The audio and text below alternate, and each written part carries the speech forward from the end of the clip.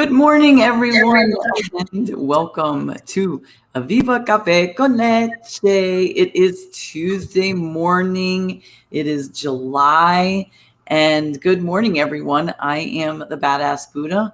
I am Dr. Lori Monaco. Sorry, I'm like out of it a little bit this morning. I am your authenticity teacher, speaker, coach, specializing in mindfulness practice and transformation. I am your fat eviction specialist, your soon-to-be author and chiropractic physician, and I'm coming to you this morning from Ogden, Utah. So good morning. Good morning. Good morning. Buenos dias. Buenos dias, mi gente. Okay, let me get my comment section on. Why can't I do that? It's okay. I can't do that. Got it. Okay. I don't see anyone here. I am La Margarita. Good morning, Linda. I am your spiritual and creative healing life coach, your writer, your author, your artist. I am your... What am I? It's right there. Your notary, your wedding officiant. I am your coffee connoisseur. Come over and I'll make you a cup of coffee. I am magically orgasmic.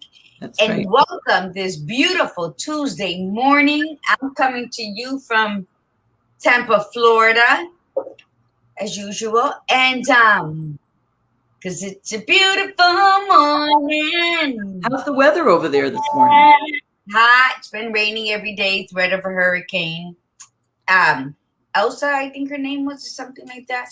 She curved, so she didn't hit like they said they were supposed to. But I always find out. I say, "Oh my God, we were supposed to have a hurricane," and I gotta like watch the news sometimes. So, good morning, Irita. Thank you. They're new, and I said I need to try something totally different than my square little glasses.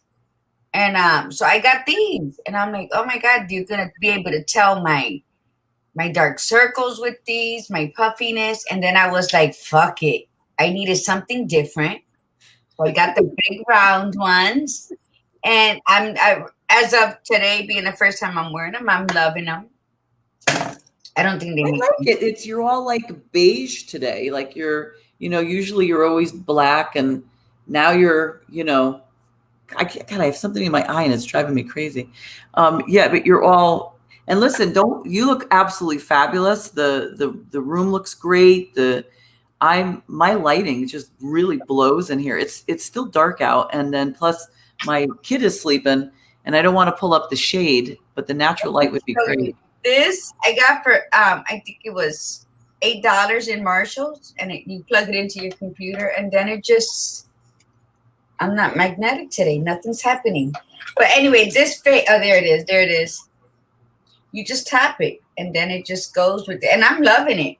Oh, no, I have a good light at home. I just didn't want to bring, as it is, I brought the microphone and the keyboard so that I can keep up with stuff. But I didn't want to drag all that extra stuff with me. So that's why I'm at the mercy of whatever lighting is in the place. So you look fine. Thank you. I appreciate that. Just I see a lot of lighting back there on the floor there. Okay, Erica Bolahala, thank you. Erica Bolahala in the house. And I'm so happy to see you. Yeah, we are here. We're always going to be, no matter where we're at on the map, every Tuesday and Thursday, by hella high water, we will show up to Viva. That's right. I want to send a special shout out. We at Viva want to send a special shout out. I was looking for her name last night, and then I realized that I wrote this big thing that I sent to the Badass Buddha, and we both confirmed that it was good. And then it sat there. I never posted it. So this goes out to Melissa Hernandez Moran, if you're listening. Melissa, it's HDZ Moran. So I'm gonna say I think it's Hernandez, for being the 100th YouTube subscriber. Yay! Look, yay! Yay! That's for you, Melissa. Thank you so much. And she sent a message to it. And I'm going to ask that if you can go on Viva Cafe con Leche 2 at gmail.com and send us an address where we can mail you your gift. And if anybody knows her, like just kind of shout it out to her so that she knows. Right, because this way we can get it to her. And look who's on this morning. Janine is on this morning. Oh my goodness. I'm sorry. I'm trying to get. I realize. It's funny when you are. Oh goodness gracious. When you are in a new place and you're using Wi-Fi, you have to like pull everything back up again. And I realized I wanted to share the YouTube video on LinkedIn. And I had to like sign back into YouTube for the channel. So it was just like, oh, what pain in the butt. But nonetheless, that's why I'm a little distracted. So yes, good morning, everyone. And we have our guest today is absolutely fabulous. So we can't wait to bring her in. So let's get going on the intention and the mantra or your coffee. How's your coffee this morning? What are you having? Anything good? I'm having one of my regular ones. I am having Café La Llave, not Bustelo. I just put the Café La Llave brick into the Café Bustelo can. So I was a little confused there, but that's what I'm having. Café La Llave with a little bit of coconut milk, so it's more coffee than anything. I ran out of monk fruit, so it's coffee time. There's no sidekick to this. Good morning, Kimberly Sanchez. And we've gotten away from every Tuesday taking out the 5 minutes to discuss only coffee. And we have a guest on today, so we're not going to go into that. So throughout the show, if everybody can write something that coffee makes them feel, why coffee? Why not tea? Why coffee first thing in the morning? Me. In the afternoon, why I have to have a cup of coffee after my shower and right before bed. So this is Viva Cafe con Leche. If you don't like coffee, okay, good morning. We have a few tea drinkers on that. We still I know. And I know Michelle loves her. She has to have her decaf. So Michelle, don't worry. We love you. Coffee. I'm not saying coffee. If you're a tea lover, I drink tea throughout the day too. But coffee. Hello, my name is Coffee. So write down what coffee means to you. Why do you love coffee? And as we go on with the show, I love coffee because it invokes very happy childhood memories for me of my early years up until the age of 5 while my grandmother was raising me. So, and because it's become sewn into the tapestry of my life. And who doesn't want to invoke every now and again happy childhood memories? So that's what my coffee does for me. Your turn. My coffee just wakes my ass up. Really, we've had that conversation before. It's conversation for sure. Whenever somebody would come to visit, take the coffee out, get the pound cake out of the freezer, the Edmonds pound cake out of the freezer. We would, I mean, listen, I love coffee, like especially first thing in the morning. And I love coffee when, oh my God, Demi put in the private chat. She's so cute. She put, I'm not as fancy as Margarita. Mine is just the Newman's Organic. No, Newman's, that's no joke. Newman's Organic is good stuff. That's okay. I do like an afternoon coffee. There's something about it since I've been on vacation, on the tour. I've had some afternoon coffee and it's been really nice. Like yesterday I brewed a couple of cups. So it was nice, it's just sort of, sometimes I just like drinking it while I'm doing something like reading or doing like some work, like just my normal business work. Well, yeah, I like to write. Yesterday I wrote quite a bit for many different venues of writing that I'm involved in, right? So what happens? I get coffee, and that's my coffee conversation with self when I'm writing, because I have to think after like getting that whole emotion of what am I feeling. And then I was writing on 3 different things. So I had to become Margarita 1, Margarita 2, Margarita 3. So I had my coffee, I had my hot water, then I went out and had my cigarette. So you know what? We all had a good time yesterday, me and my 3 personalities, not all of them. So, and that's my coffee conversation with me is when I'm writing, especially when I'm writing something for myself. So coffee and conversation, it can be anything. It can be just you, your coffee, and your pen. That's what Demi wrote. I love my morning and afternoon coffee. My mug says this coffee is making me amazing. Fabulous. Yes, we're really into the coffee, the little things on the coffee. And, for my tour, I brought my cup with me. And it's so funny. Sometimes I'll go down to the lobby to get the coffee that they have, but I take my mug with me, and it just keeps reminding me that I feel like I've been away for 3 weeks already. And it's only been 9 days. I think 9 days. That's feels like awesome. 3 weeks already. That's awesome.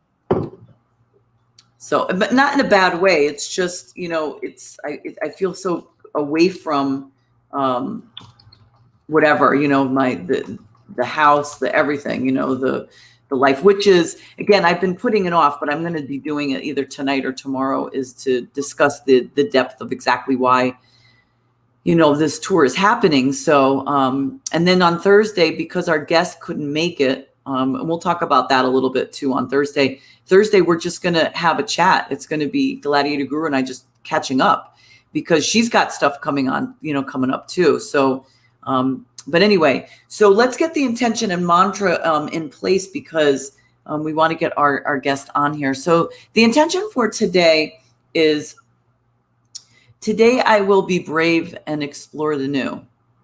So your intention is, today I will be brave and explore the new.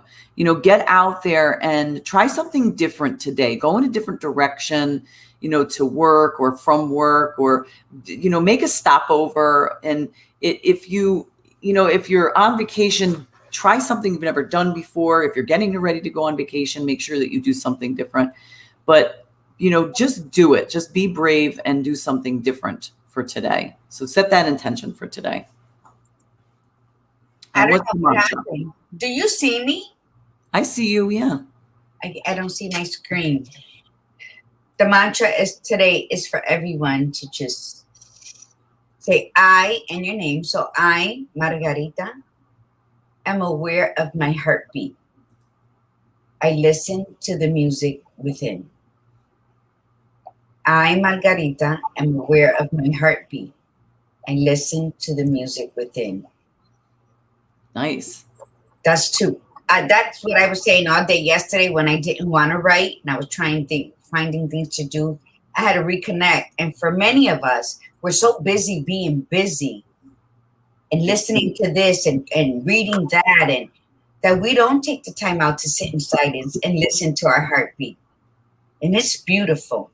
Why only do it on your annual visits to the doctors?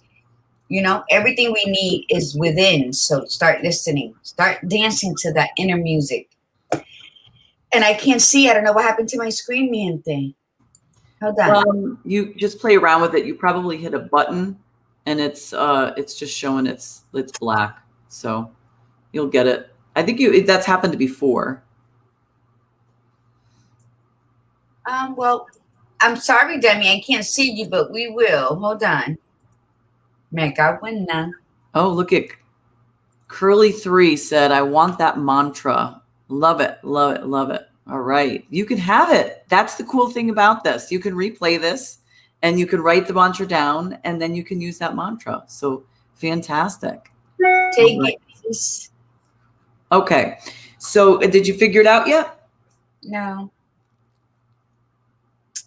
No, but I didn't. It was my computer. Something. Okay, let me try this. There we are. Yay! Curly girl. That's my niece. I'm glad you're on. I hadn't seen her on before. All right, cool.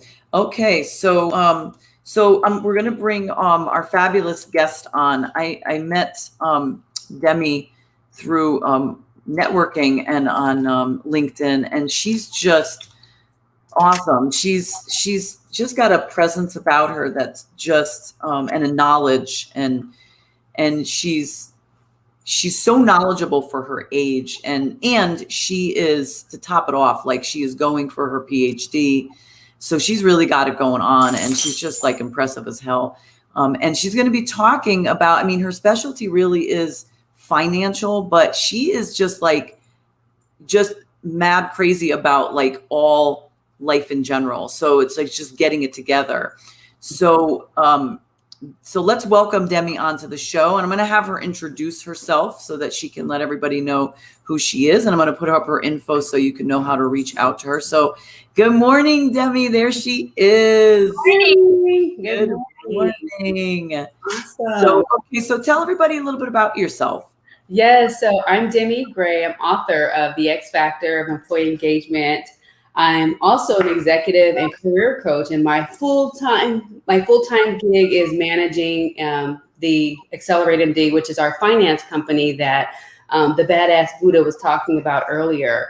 So we provide finance and HR services, but I am an HR geek by trade. Yes. And a psychologist. So I enjoy working with people from a professional development standpoint, in addition to workplace development solutions. So I'd like to thank Miss Badass Buddha and Margarita for the opportunity to be a guest on the show. So thank you.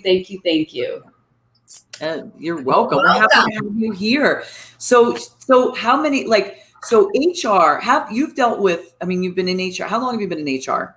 So more than 18 years, and all of my career. So my entire career, I have been in HR, and it's been rewarding. I enjoy helping people from a professional perspective, and I understand and believe in the organization helping to enable employees. But the finance side came from just the business acumen. So I enjoy helping organizations as well develop their people within the workplace setting. So what do we do to make people successful?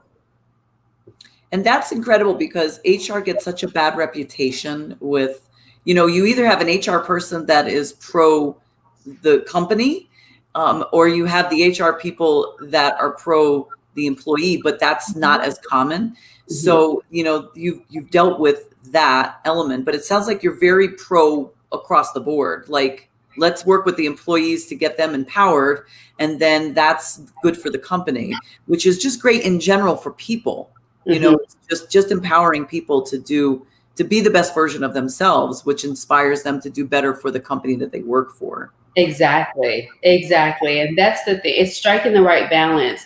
And it's unfortunate, because HR has gotten a bad rap over the decades, because they're so jaded, more so to the organization, but there's a lot of politics involved, when you're dealing in that space, because, in some cases, organizations are very numbers driven, and not forgetting the fact that people are the component of driving the numbers. And so we've lost sight of the importance of the human capital, right? Just like financial capital, human capital is equally important. Obviously, we need revenue so that we can stay open, but we have to have our people to keep the revenue flowing.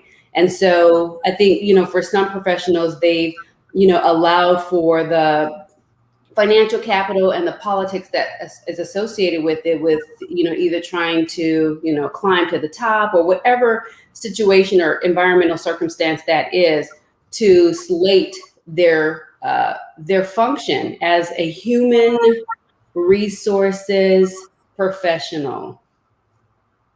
Right.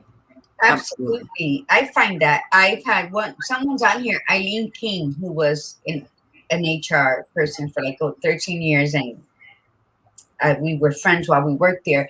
And that's exactly what happens.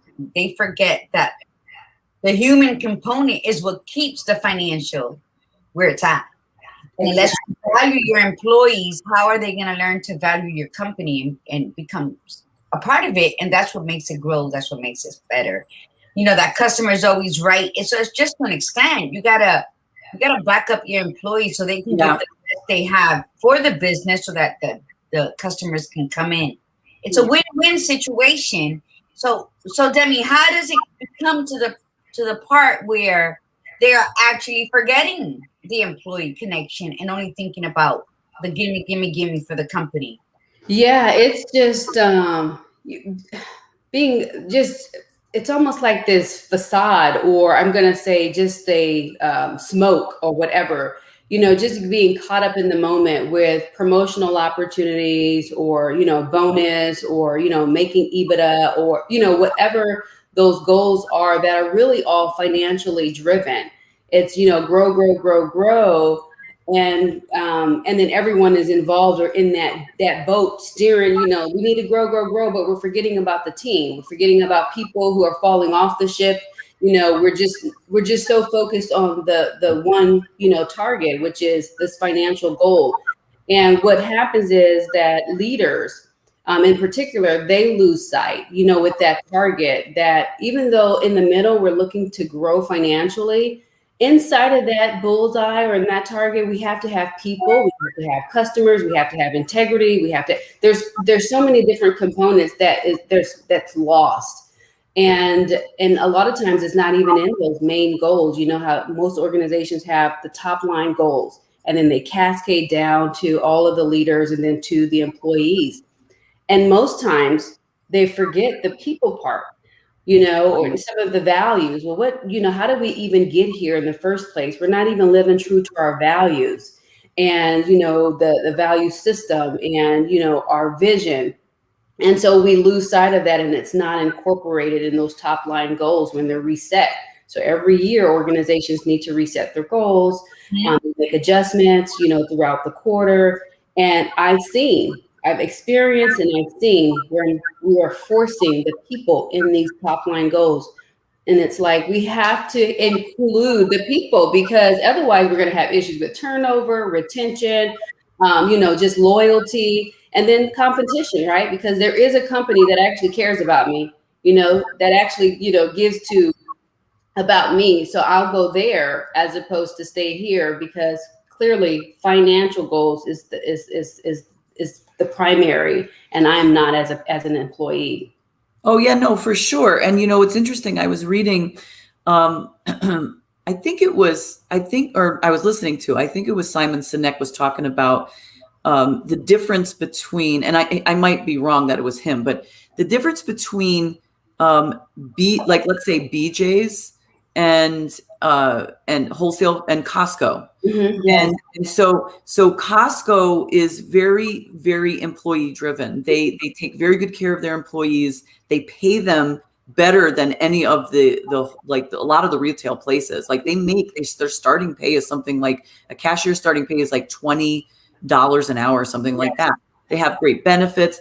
And you can see the difference when you go, because where I live, we have both, right? And so you could see the difference between when you walk into the Costco, how you're engaged with the employees. It's not saying that the BJ's employees aren't nice and everything. They are, yes. But you could see that there's just a different vibe. Like you could feel it, that they know they're taken care of, so that they do a better job, because it's like they feel proud. It's just, and here's another great example too, is Home Depot. When Home Depot first started, they really had their employees' backs. Maybe they used to do the shares. Yes. And I would talk with some of these employees, because I was always in Home Depot. I mean, I was always remodeling something. And they would talk about, I just put a down payment on a house because of my stock shares from Home Depot. I had this, and they were thrilled. And when they pulled away from a lot of that, I think they still do it, but I don't think nearly like they used to. And you could see it's like they really they're not as driven anymore. Like they just don't put the effort in, and it shows in customer service, Yeah. Yeah, you're right. And I have some insight with Home Depot as a competitor. I worked for an organization that was somewhat of a competitor and a distributor for Home Depot. And in fact, in that organization, where we were supposed to be bleeding red for the company, we were bleeding orange, because we had so many Home Depot team members in that organization. And it just got toxic. And it was very political and bureaucratic. And, you would hear like the stories in terms of it was just a dog eat dog environment, and how it just shifted and changed. And they did still, provide some, great incentives like the stock options, and there were some others, but it was missing the humanistic component. There was nothing behind it. It was just, this is, an incentive. Once you get to a certain level, this is an incentive you have, but there's nothing that ties it to make it meaningful, or that I'm going to be committed or engaged, or, a part of this organization in some meaningful way. And people feel that, and and that's a relationship situation too. So a lot of it has to do with how people are being managed, or how the managers are managing their teams, and just that engagement and that relationship. And sometimes that has to be taught, because even though some leaders are born, there's situations where those that are put into these leadership positions or management positions, they really have to be groomed, mentored, coached, of course, so that they can be effective to cascade down whatever those visions are, or just to keep people engaged, keep their teams engaged. Keep them loyal. I'm sorry, Lori, you said a key word. I used to work for a nonprofit organization in Connecticut, and it was career resources, right? And what happens? You're working for, like, the executive director was right there. Then I taught the welfare reform, and then you had other people teaching advanced computers. It was different things there. Ana Laura was the employment specialist. But let me tell you why we loved going to work every day. It wasn't the pay. It was nonprofit. Everything had a cap to it, right? Mm-hmm. Our executive director, whenever we went somewhere for an event, for a meeting, we all showed up for other organizations, for other things. Or even when we had a big meeting and people would come here, or award ceremonies, my executive, no matter who she was talking to, what bigwig, would say, "One moment, please." She'll ask all her staff member to stand up in the audience. And we were scattered, because we all have little, like, oh, I'm going to come over here with so-and-so because I haven't seen them in a while. So wherever we would stand up. And then she'll look to everybody in the room and say, "Please give my staff a round of applause for everything they do." And at first we used to get, and Ana Laura can say something, and then she would hold monthly meetings on the expenses of our little organization, down to the toilet paper, to the reams of paper. We felt so a part of it that we would take care of it. We weren't even allowing the students to go havoc and take our paper for little stuff. Not that we were stingy, but we were aware. Mm-hmm. You were part of it. Yeah, we wanted that, right. Then we were going to make sure that everything was done with respect and honor in our little third floor corner offices there. And you know what? That taught me, and that was back in late 90s. Mm-hmm. And to have that honor and carry it to every other job, and then your values for yourself. The bar was raised. So when you're at a company that only thinks about numbers and treats you like shit, but expects you to give 150%, right. I don't need you. I might be broke, but I've been successfully unemployed before. And my values are, that to me, when you come from that to go to somewhere where they're treating you like shit, that's how I look at it. Mm-hmm. Ana said something. She said, "Are we seeing her comments?" You're not. No, we're seeing them, Ana. We see the. I had posted it too. I put it up there. Oh. She was talking about how she loves her job, but the CEO and the director are best friends, and and that is that does become challenging. They improve. that becomes challenging, because when you have somebody that's not doing the job appropriately, and they're very close with another person that's high up, they let the other person, get away with things. And I think that part of the shift, though, and Demi, you can speak on this, is that I think because some of these bigger companies who are doing really, really well, like Jeff Bezos, one of the things that Jeff Bezos is really big on, and he's pushed it, is he's a mindful leader. Mm-hmm. And as a result, a lot of these leaders are stepping in and saying, okay, well, we need to understand, like, if I'm practicing mindfulness and I'm doing all these things for self-care and taking care, then I have to also offer that to my employees, and we have to create an environment that's exciting for them. And like Google stepped up and created this like campus that's just like you want to live, you want to live on the campus, and is it perfect? No, because I mean, I've heard from women that there's still this unevenness where the women are still not making as much as the men with the tech stuff. Okay. And so that stuff needs to be worked out. But in the end, when you are a mindful leader, you are not afraid to have no people around you. You're not afraid to have, you're not afraid to have hard conversations. So when you start having individuals where so-and-so is really close to the CEO and they're not doing their job well, and the CEO is just ignoring it because the person's their friends, that's not being a mindful leader. And for that matter, the director's not either, because you take accountability for yourself. Right. And I think that's where it starts is in order for you to really appreciate your employees, you have to be accountable to yourself. You have to say, if my company fails, it's not my employees that failed. I failed my employees because blah, blah, blah. I didn't train them right. I didn't, whatever. And then do what the director did with what Gladiator Guru was saying, get everybody involved. If you make them a part of it, then they're responsible. And you will weed out the people that really don't want to be there and don't want to work. And those that do will put the effort in. It's just like with anything, when you're passionate about something, you're all in. You could be cleaning toilets and making no money and donating your time, but you do it passionately because you want to. So is that part of what you do, Demi? Like, you are empowering not just the leadership, but also teaching them how to empower the employees to get them to be passionate and purposeful, not just for the business, but even in life in general. Right. And you two both hit on, some key terms, obviously mindfulness and then loyalty. And a lot of it is, premises off of emotional intelligence, right? We're all smart, we have our intellect about us. And, we all have our talents, our skills, our experiences, and our attitudes, what we bring to a table, which I refer to as our state. So we have everything that we bring to the table.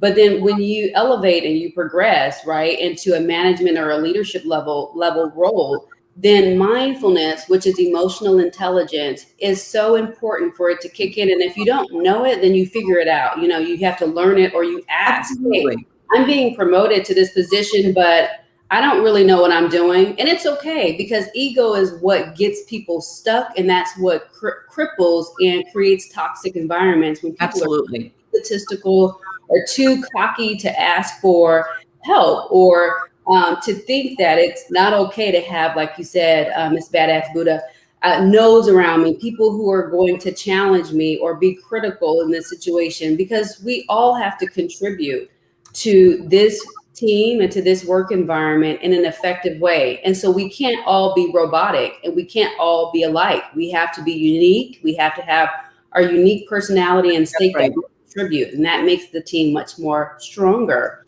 But that mindfulness, really, it's emotional intelligence. And where we fail our leaders and we fail our employees is when we promote people because we like them. They're our best friend. There's some clout about them that we like, but we fail to effectively succession plan them, or to develop them and to invest in them so that they can be successful in managing the team, so that the teams can stay loyal and committed and want to, volunteer their time, but being paid for it because they enjoy the work environment and they enjoy the people that they work around.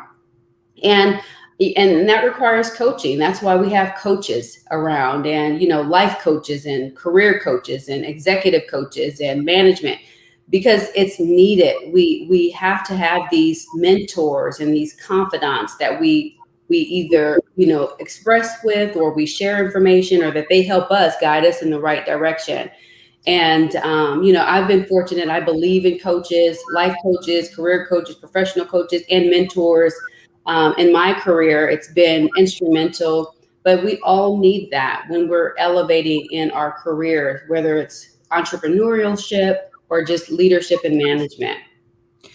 Yeah, I agree with you. I think, thank goodness, there's so many coaches have become so commonplace now that people aren't afraid to use them. Mhm. I think a lot of people, they develop, imposter syndrome. Like they get into these positions where they believe in their heart, and maybe that's true, that they're really not qualified for the position. They don't really know what the hell they're doing. And rather than being vulnerable, because nobody, vulnerability is not supposed to be in the business place, especially. So you don't want to sit there and say, listen, I just got this promotion, I'm making more money, but I don't know what the hell I'm doing. You don't, God forbid you admit that. And I think that companies really fail when they don't put that out there. They don't give the permission to the supervisors to say, or the higher up to say, listen, it's okay. We're promoting you for this reason. We believe you can do this job. It's okay if you think that you need, if you need to learn more, or if you don't feel like you can do this job, tell us and we'll work with you to help you. Because sometimes, we do see the abilities in an employee, and the employee may not feel like they can do the job. Absolutely. And so if you leave them at that to sort of just fend for themselves, they'll always come to that scarcity or that lack mindset, and they'll everything will be fear based. So they'll either be a pushover because they just want to be agreeable and like everybody like them, or they'll be an asshole, and they'll be like, because the ego sets in and they're very insecure about it, rather than just saying, hey, okay, listen, this is the expectation of this role, this position, and this is what we really want you to do, and set it so that they understand, that, and even if you do put somebody in the role that is someone that you're friends with or you like, but still be able to say, okay, listen, I'm putting you that position because I am friends with you, but I do know what you're capable of, but you still have to step up. Like and that's the other piece too, is that people just get into these positions and they just throw it, and they say the same thing. Oh, my boss years ago was an asshole. So it's almost like I'm going to give myself permission to be that way too. It's like, but you didn't like the person. So why would you want to be a bad boss, Because people, they, exactly what you said, they don't want to admit, they're not held accountable to who they are. Companies don't fail people. People fail people. People fail themselves. Because if you know you're not worthy, and it goes back to the coaching, and yeah, a lot of people don't support coaching. Marcy said that, right?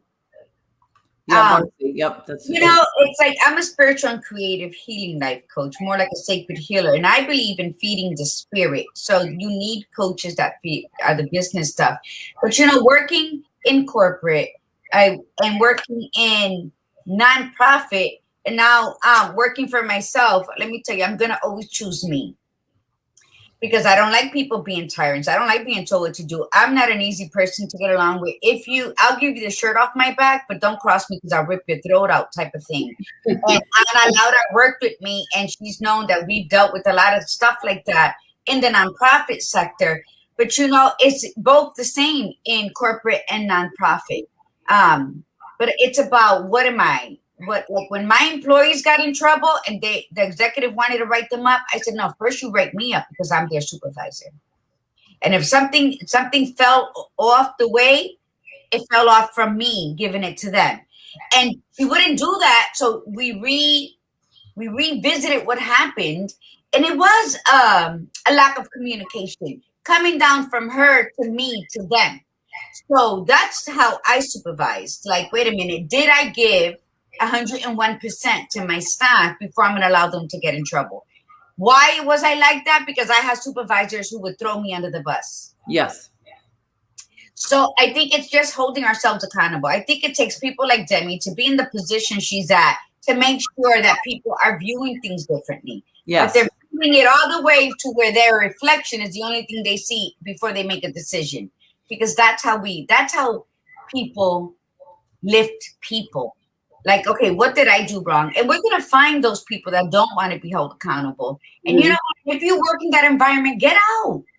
Don't allow that poison to seep into you, where you're going to become an asshole later on to innocent people instead of you rising them up. Because at the end of the day, we're all here on earth to be of service. And so, the badass Buddha and I, we do what we do, and we speak how we speak. And the badass Buddha is connects with people. And I think it's a beautiful thing. So what do? We surround ourselves with people that are going to elevate us, and we're in turn, we elevate. And that's how the world keeps going round. So I thank you for your service to me. And Badass Buddha and I also, because we've experienced. So here we are on both sides. And it's all bullshit unless you reflect into, and unless you feed your spirit. Right. Go ahead. I'm sorry. I'm done speaking. What are you sorry for? That was beautiful. It was. I loved it. And there's another point you made, there's two things, for me as a leader, I care about what my team thinks about me. I want my team to like me. Actually, I want my team to love me.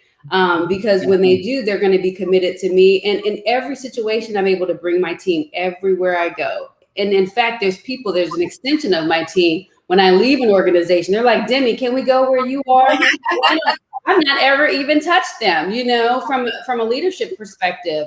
But it's important because I need people around me to be happy, to be motivated, to have some type of internal torch in their body, driven and lit up. So when they come in, they're like, hey, I'm here to, take my job from, my task from X to X, and I feel good about it. And I know I have an amazing leader who's going to support me and back me.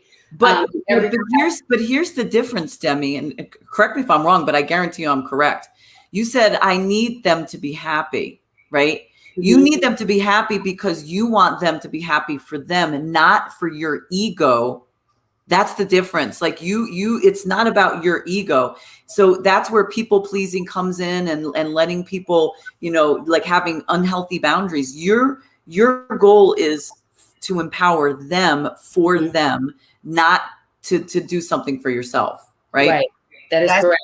That's where you feed the spirit and starve the ego. When you feed your own spirit, you don't need accolades. Right. Reinforcements. You really don't give a shit who likes you or not. You're there to be of service and to do it correctly. And those that want it done that way, those that see your gift will follow. And those who don't, won't. And if you live your life that way, then guess what? You're busy in your own lane. And you're going to attract those who you need to attract, those who were assigned to your destiny in the beginning. But that's because she's authentic. See, that's the other piece here. And I think that's what's been the biggest challenge over the years in business, but in life, is that authentic piece, is that being who you are. People don't want people to see the certain sides of them because they don't even like themselves. See, for you're coming into it where you are you, period. That's it. This is who I am. I'm coming into to these organizations, and what you see is what I am. And they see that and they feel it.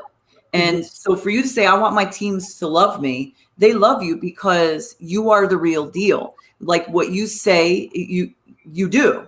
And so there's nothing hidden. Like they don't look around and go, oh, well, she said this, but she did that.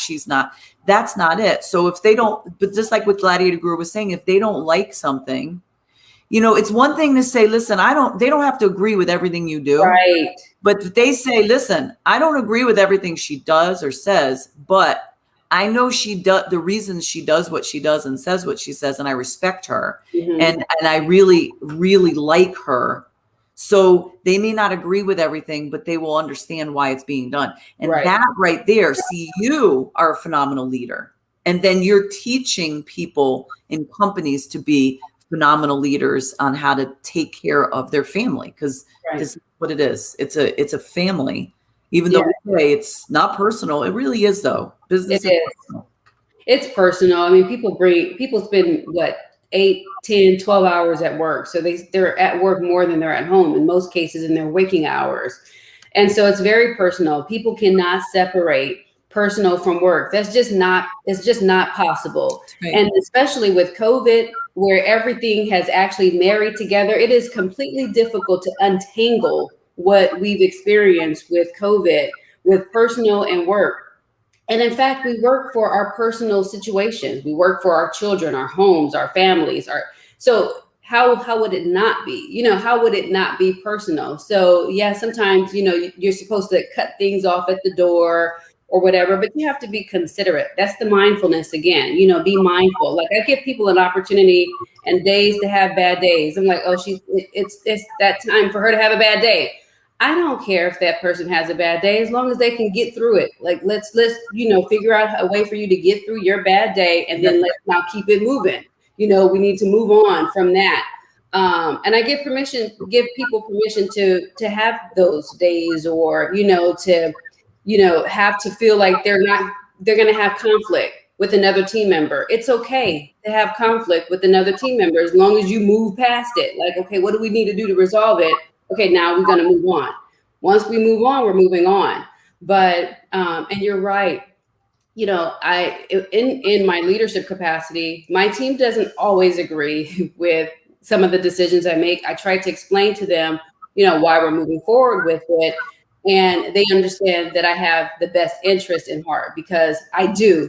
I really, when I go into an organization, I literally care about the people. The first thing I'm trying to figure out is like turnover, people, tenure. What are we doing? What programs are in place? What's not working? What's working? What can we implement? And so they know that, oh, I don't really like that Demi has me working on this, or that she decided to put this program out, but I know if there's a reason behind why she's pushed that initiative, and I'm just going to support it. Yeah. Well, you actually said the word, because that's what the name of today's topic is keep it moving. Mm-hmm. So talk about that. Give us more insight into when that title, because you picked that title. Yeah. So the basis of keep it moving, it premises and sets on setting goals, right? Adjusting them along the way as you accomplish them. You two mentioned this, you two hit on this earlier today. It's simply not giving into adversity, not getting stuck into situations that would stagnate you for too long.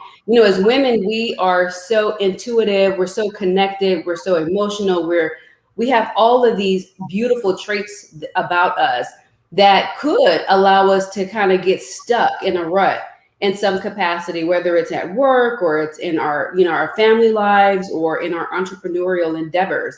And so we just have to figure out, how do we not become hampered or immobile, with the people who are not moving in the right direction that would otherwise stifle, our definition of success. And then also just finding hope and methods to maintain optimism and keep progressing through each action steps, as we move, closer to our goals. You two hit on it earlier, talking about goals and, just making sure that you have those things in place. And so what your roadmap should be and where you're going to continue. So if someone tries to knock you off your horse, or they actually push you off the horse, you still know what your goal is. You can kind of get yourself up, dust it off, and keep it moving. Or you can tell people, keep it moving. You throw up your two fingers, like, the peace sign, like, look, you have exactly. You have to go, because I need to keep it moving, and we're not moving in the right direction. So, even when you get, sidetracked or distracted, because it's going to happen, it always happens. It's never a perfect situation. You find your way back to that journey, to your path, and you keep moving towards your goals, because the ultimate success is your success. And you're going to have haters everywhere. There's no way to avoid haterism, haterades, all the, negative connotations that's associated with it, because people will say they're supporters for you, and really they're trying to figure out a way to stab you in the front and the back and the side. And take it away from you. And exactly. Exactly. So you just have to keep it moving. Don't allow those distractions to stifle you, because you are ultimately, your own queen, or, you have your own destiny, and exactly what that's supposed to be. So people around you need to keep it moving, or you need to, keep it moving. And that's where that, go ahead, Gladiator Guru. I'm sorry. I think that, fall in love with yourself. Yes. With all your flaws, with all your shortcomings, where you still halfway to where you wanted to be, and you've allowed yourself to take an extra day of rest instead of moving forward. Fall in love with yourself. Mm-hmm. Because in order for you to accomplish what you need to accomplish, believe me, I was in that yesterday. is to fall in love with yourself enough that no matter how you look, how you're wearing your hair, what's going on, you're going to follow through with you and for you. And that's what makes us a better person, because when we love ourselves through the flaws, we're less judgmental towards others' flaws and others' shortcomings. Because you Correct. expect to hire somebody and they be exactly how you want them to be, unless they're trained and they're molded for that position, not changing who they are. And that's where a lot of employees fall short, because they try to be somebody they're not to please the person who really don't give a shit about them after office hours. Because if they did, they would want them to be authentic. So I think that people need to fall in love with themselves and feed their spirit exactly what it is they need, so that when they go to work, they're giving the best of themselves during those hours. And then they come home and still have that energy left to give the best of themselves to the family, until you learn how to navigate both of them. Mm-hmm. Where they're sewn together, but not weave. You know, where you can still part it if you need to. And it's easy. It's not hard. No. People put too much difficulty behind the concept. Love who you are so you can love what you do, and then you give the best of you in both lives, your work life and your home life. And it's all, again, it's authentic self, because think of it this way too, though. Like if you are a really happy person and you don't like your job, like you don't like your bosses, you don't hate the job completely. Like, let's say you're in like retail. Okay. Retail's tough, but you do like the engagement with the customers. Some people are rude, but overall. So if you're a happy person, and why change who you are because you don't like the job? Like you go in there and you're miserable and then you act miserable. It's like, why allow your circumstances to change you? Be the best version of yourself. Be happy, smiley, engaged, and don't let them control you. Because the interesting thing is, a lot of people say, oh, they don't care about me and I don't want to be in here, and they don't like me, I'm not going to like them, and I'm just going to be like just a complete a-hole, right? But you never know who's going to show up that day. You don't know if that one customer is the ticket out of there to the most incredible business, and you happen to be so good at servicing them that they're like, hey, here's my card, and I have a phenomenal business, and I love your personality, and I would love for you to work for me. That's the way we have to look at it, is we allow circumstances to control who our emotions, and that's where that emotional intelligence comes from, and the mental the mental capacity piece as well. And we have to stop that. Like, we have to say, okay, we have to take accountability for ourselves. In our businesses or where we work, they have to take accountability for themselves, but I'm not in charge of them. They have to do it on their own. You could throw breadcrumbs out. If you know people in higher up positions, you could say, hey, did you ever think about this? Like, when we were talking about coaching, that some companies are starting to add coaching. Some companies are realizing that the mental and emotional well-being of their employees is really important. Mm-hmm. and not just the employees, but the higher up people. So they've actually put, even part-time, they've put therapists on staff. Mm-hmm. And they put coaches on staff. So two different reasons to utilize people, because therapist, not a coach not a therapist. Right. But that speaks volumes about that company, stating that, okay, we believe in our employees, and we're going to add this to help them create that infamous work-life balance, because maybe so-and-so is going through a really rough time because their husband has cancer, and they show up to work every single day. But they do have to miss work sometimes because of treatments or whatever, but they still show up every single day. So we want to support them and let them know that we care about them, and because they're showing up every day. Right. So that, I think do you see, Demi, that this is a shift that is really going to be big? Like, or do you still see companies really fighting to not be more mindful, be more open, be more employee driven? I think it's a 50-50, and that's a good question. And that has been my experience working with organizations, is about 50-50. And, you had mentioned, how organizations are being, more mindful and, investing in their teams. And when that happens, it does calibrate, and then it cascades down in this interesting way.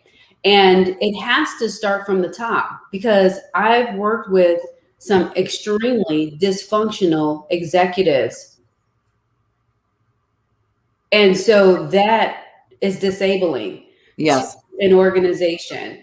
And so if they don't see the value in it, then it's going to be hard to sell that to individuals beneath them. It's removing, those major egos and understanding the value and the why behind the need, to better develop yourself as an effective leader, being mindful, exercising emotional intelligence, and then also, taking into consideration the humanistic component of the leadership role and what its influences are. So I would say it's about 50-50. I am hopeful, that, organizations like TurkNet and, other smaller scale organizations like yours and ours, and, where we're able to penetrate the market, will have some influence. I do believe, though, that, even though we talk about generational differences, there is a component of the millennials that'll probably force the issue, because they're so entitled, right? And, in terms of what their expectations is and how to manage me, we kind of have that type of mindset, like, this is how I need to be managed. And I believe that might help to tip that scale over, somewhat, in terms of, believing in the whole methodology around, coaching and consulting, and then also just seeking out a confidant or a mentor to help me be a better person. But also, you, manager, Mr. Leader, you needed to be a better person as well. Mm-hmm. I love that you brought that up, because because we're all a different generation. The millennials get this bad reputation of being these entitled, hard to deal with individuals, and if you go in with that mindset, that's exactly what you're going to find. But when you look at it and you say, okay, what can we learn from them, and what we're learning from them is the fact that this is the generation that actually stepped up and said, actually, self-care is really important. I've got to take care of me to feed my spirit, to feed my soul. And then I will be able to do what I need to do. And they're not, I'm not saying there's always problems in every generation. But if we look at them and say, okay, so what they're just asking for is, I need time for myself to do what I need to do, and then I'm going to provide. And I think I think we have a lot to learn from that. I think, I'm a Gen Xer, and Gen Xers are, we were very, we're not self-care people. We weren't brought up that way. We were transitioning into that. And I think it's taken it's taken us to be middle age almost to really decide, I've got to take care of myself, I've got to do that. And then I can take care of whatever it is in my life that I need to do. So I do love that. And I love that you brought that up, because we sometimes get caught up on this. Well, they're this way, or what can we learn? But Gen Xers bust their ass. Gen Xers are hardworking people. And that's where we butt heads a little bit with the millennials, because we're we have a pace, and their pace is different than ours. But so, okay, let's take that step back and learn. And that's pretty much what you do as well. You take all that information from all the generations and say, what's the positive here? What's the good? And then what's the negative stuff that we need to work on, right, and then create something new. So yeah. I love that you believe that we're going to see these changes up and coming. Yeah, absolutely. And now we have the post millennials that are entering into the workforce, and actually at a much faster rate because of what COVID has done, and people are leaving the workforce or not wanting to come back to work, or going into entrepreneurship, whatever their reasons are, whatever their whys are. And so we're seeing an influx of the post millennials enter, and they have a different set of expectations. But I believe, like you said, we all have a contribution to that environment. And it's really understanding it, understanding, how we all contribute effectively. What are our strengths and what are our opportunities? And are the opportunities so bad? It may not be, but whatever that is, we work towards it. And it may not even be fixable, because sometimes things are just not fixable. Right. And that's okay. Just accept the fact that, okay, we know we're going to have to work around these circumstances, because we just can't fix this. We might be able to adjust, attitude in some component if we're all exhibiting, certain behavior, but there's other elements of our dynamics that we just cannot resolve for, and just be okay with it. Yeah. Fabulous. That's the key word, is to be okay. Be okay with who you are and where you placed yourself.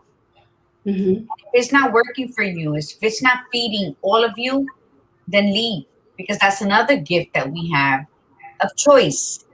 So, if you can't make that place better for those around you, for yourself and those around you, then it's time for you to leave, because I believe in that. Mm-hmm. You are where you are supposed to be.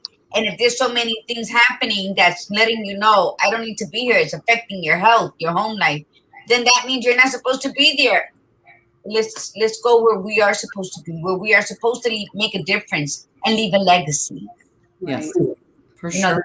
That type of thing. And because I believe that we all are supposed to be where we're at. We're supposed to share what we know. We're supposed to learn, because we're students. Every day that we breathe, we're students. And then on some days we're teachers, right? So listen and pay attention as a student, and be the best teacher that you can possibly be to every spirit that's sitting in front of you. Because that's your assignment in life, right? Is to learn and then teach, and then learn and teach. So from the millennial and what you called yourself, Gen Xer. Gen Xer. That's what you are too. What do you mean you call yourself? You're a Gen Xer too. Girl, I'm a floating spirit, because I'm listening to both, and I'm like, You're your own person. You're not any generation. You're like this multiple generation person. So, and it's important, and so many comments. I am Demi Gray. That people, so you've touched a lot of people. You touched a lot of key points today, and with the X Factor. Oh, the X Factor. Yes, absolutely. Her book. And I think that, look at what Anna said, I hear you, but I also believe that you get attacked when you're helping and making a difference. Absolutely. That's when you know you are where you are supposed to be. Oh, that's when you know you're doing right. Yes. So when it's being made difficult, that's not when you leave, because easy is easy. When you feel that pressure, you're like, okay, roll up the sleeves. I guess I'm where I'm supposed to be right now. It's on and popping, right? And that's when you make a difference. And even if you don't make a difference while you're there, you planted the seed. Now, when you go off to your next venture, people are going to feel your absence. Notice that's when what you said comes into effect as well. You don't always got to be there, front row and center. Your purpose was probably just to plant that seed where it's gonna take root after you leave, and that was your servitude to in this life, in that era of your life. So let's just keep doing what we're doing. Let's do it in kindness. Let's do it in gratitude. Let's do it in love. And I think that's the only thing we can hope for, right? And speak up. Have that moral compass where we're speaking up when things are being wrong, when things are being unfair. Speak up. That's why you have that voice. Yeah, I agree. And that it's funny, because one thing, I am a disruptor. So I disrupt the status quo in so many capacities in the leadership standpoint, because first of all, I'm a woman in leadership, and I'm usually the only lady in that seat. And I represent not only all the women, which is usually about 70% of the workforce, that are not in a leadership position, but I represent other individuals who don't have a voice. So I'm always disrupting that thought process. And I'm asking questions like, oh, do we not care about the teams? Or should we not do? So I'm asking these leading questions that can be offensive, because I need to shake this up, and I need to be offensive so that you can understand where I'm coming from. When we're talking about disrupting something that's toxic or that is not that's dysfunctional. So I think Anna made the point where it gets hard or something to that effect. That's fine. Disrupt the status quo, especially if something is happening that's dysfunctional. It's not healthy for your team. It's not healthy for you. It's not healthy for the business. It's not healthy for the customers. You know that. So it's okay. You know, like Margarita said, it's, you know, that's when you're getting in the thick of it. So you either stay in the fire and fight through it, or if you feel like you're just going to sit there and burn, it's probably time to leave the organization. Yes, right. But the seed was planted. See, the badass Buddha and I don't have my notebook in front of me. I try to clear my desk this morning. But we have a topic, aren't we? It's talking about we are disruptors. That's how we make change. Mm-hmm. We cannot be, I don't go with the flow on anything. Geez, I would have never guessed that. And so I think that was an important topic. And I'm glad that we're talking about it today, because we are having a show on that. Do you remember? It's probably like in the fall. But it's about, if you want to see change, then be a disruptor and make people uncomfortable. And that's my specialty. If you're wrong, you're wrong, you're wrong. And I'm going to let you know about it. And so I think when we become so passive and just let things slide, that's how chaos gets created. And you know, you're working in a toxic environment and with tyrants. And that's just unacceptable. So keep doing what you're doing, Demi, because we're no longer in corporate. We're no longer in that type of field, but we feel for you. And we're only just a phone call away to be a part of any demonstration you want, to be a part of any petition you need, to be guest speakers for anything that you have going on. And because that's what we do. That's what we do. And we, you know, I'm power of pussy. I support women. You know, that's my thing, at the power of pussy, because we are the strongest species in the universe. We're trendsetters and trailblazers. We are the breeders of life. And if not, we're the awesome aunties. But the thing is, we got to remember where we are, who we are. And that way, share the kindness through service. And absolutely be authentic and be proud to be a woman. Mm-hmm. And wear that S, that Wonder Woman, that super S, whatever you want to call it, the POP. The thing is, and make noise and leave a trail and leave a legacy for all the other females coming into your life afterwards. Yep, definitely. So we thank you for staying on, because we went a little bit over and it was just right. See, isn't Demi just lovely? So if you need to if you want to get in touch with Demi, this is the way you get in touch with her. And Demi, real quick, do you your company, do you work with any company across the US, like, or are you just specific to your area? Yeah, so we are international, actually, in fact. And on the finance side, we provide financing alternatives, traditional and alternative, for startup business owners and existing businesses that are in need of capital. So we have the capacity to provide funding anywhere from 10,000 all the way up to 500 million. And we work in every vertical of the finance space, and that is international. So thank you for bringing that back up.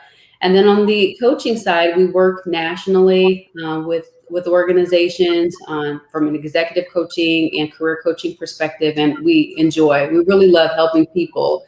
And I'm glad we were able to marry HR and finance together. So yes, you focus on the two and you'll get the right outcome. Absolutely. Fabulous. Fantastic. Well, thank you so much for coming on. You've been just lovely. And for those of you that really want more information, your book is available on Amazon and audiobook. And it's a great book for, listen, just because it's a business book doesn't mean it's a growth book. That's how you always have to look at it, because you've met Demi, you see who she is, what she's all about, and you know that there's more to it than just coming from an employee perspective, so don't let the title make it seem like this is just for a book about business, so get the book. It's definitely, you've already have fans saying on the feed that it's changed their life. So definitely look into the book. And before we do our sign off, I just want to also give a shout out to Sarah Salter, Sarah Salter Travels Happy, who's been helping me guide through this Badass Possibilities tour and giving some phenomenal places for us to stay and set this all up. So I always want to make sure that we shout out to Sarah, who's been a guest on the show. So if you need any type of travel advisory, she really goes above and beyond. I'm not kidding you. So she's absolutely fantastic. I just love her. Sarah Travels Happy. I know. I want to see what this is about. And I'm happy that you're safe and that you're enjoying your road trip and the places you're staying, because that's so important. Yeah. Thank you, Sarah. Yep. So thank you, Demi, for coming on. You have a fabulous week, and everybody, thank you so much for coming on today. Gladiator Guru, do you have anything last minute to say before we sign off? Demi. Besitos, Demi. I love it. Thank you so much, Margarita. Oh, she said it nice. Yeah, she did. Gladiator Guru was very specific about that. So that was perfect. That was absolutely perfect. Awesome. All right, everybody. So thank you so much for coming on today. And from the Badass Buddha, remember, be you, be real, and be extraordinary. Mi gente from La Margarita, remember to breathe in the beauty and breathe out the bullshit. Namaste. All right. Namaste, everyone.